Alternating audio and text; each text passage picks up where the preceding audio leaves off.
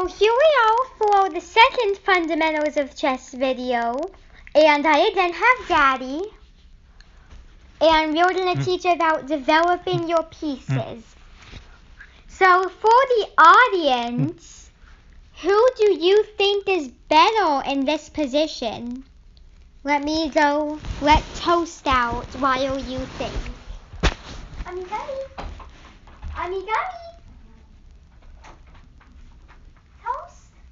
Just leave the door open. Toasty, come. Toast won't go if you're standing there.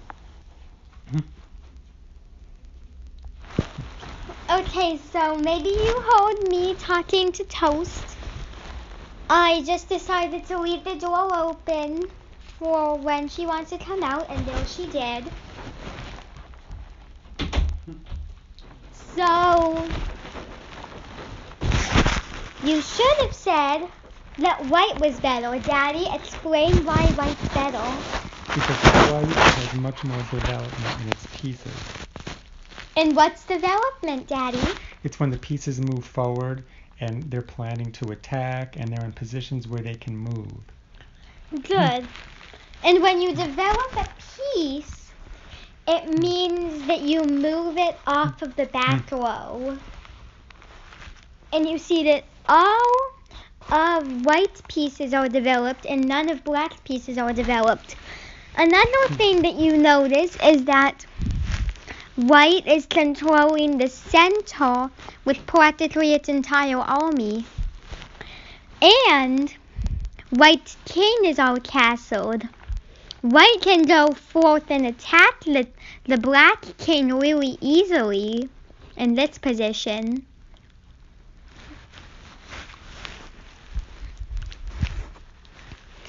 So let's go all the way back to the starting position.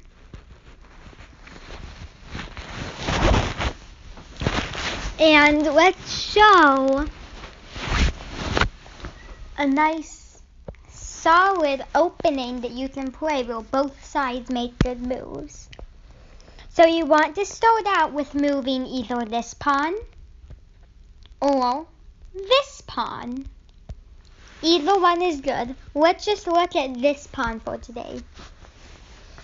Now there are various good moves for black, but let's look at black doing the same thing as white. This is one of the many good moves that black can play. Sorry, Polly, but you can't come in. That was just me talking to Polly.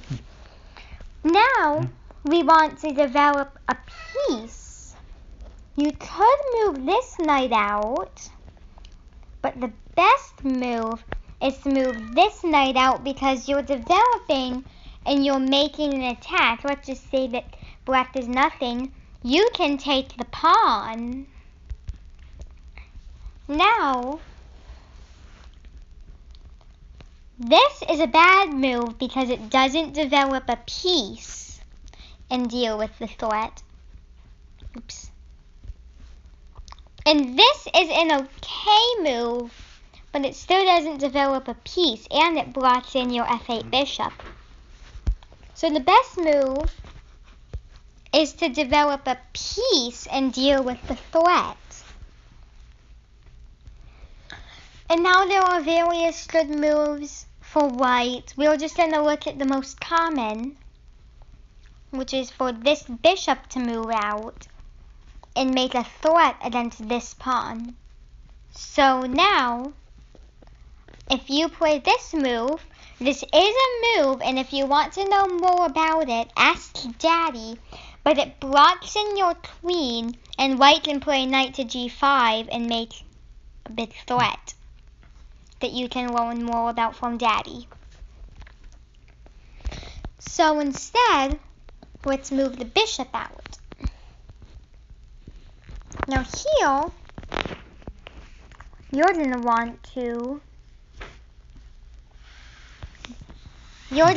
to open up lines for your pieces. And you can play d3 and open up lines for your queen. Your queen to now get on to the c1 to h6 diagonal and open up your c1 bishop.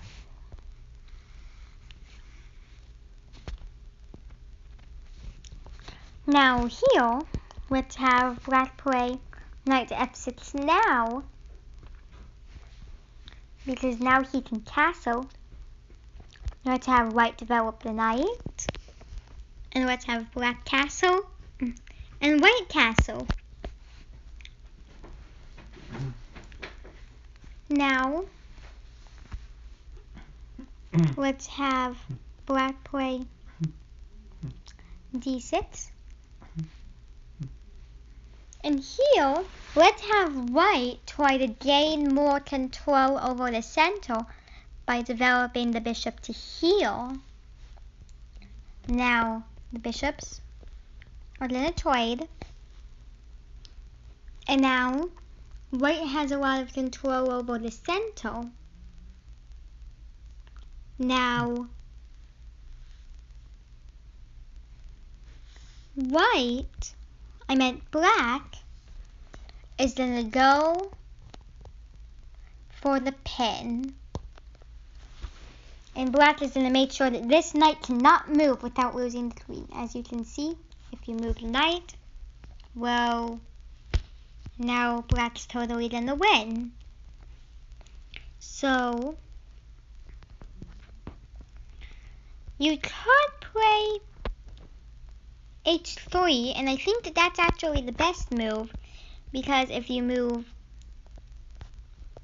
the queen, actually that is a pretty good move, because after you take and I take, you get another piece in the game.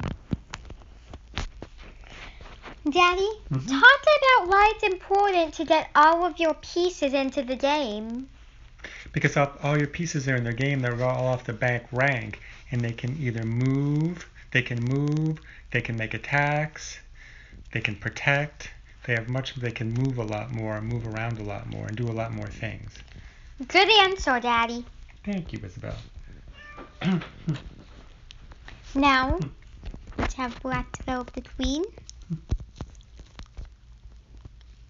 White's gonna put the other work here. And black might play something kind of interesting. Black might play a5, and this is a good move because although it doesn't directly develop the rook, it makes a path for the rook to develop. If this pawn can ever move here, then the rook can come up and over and get into the game. So, now that you know about center control, which is when you control d4, d5, e4, and d5, because that helps you attack. You learn about castling your king early in the game so that you don't get attacked. And you learned about developing your pieces. Now I'm going to show you your homework assignment. Your homework assignment is to come up with your own solid opening that follows all of these rules. And one last note, for the king and queen mate homework, to find out the number of points you got, the peak number of points is 50.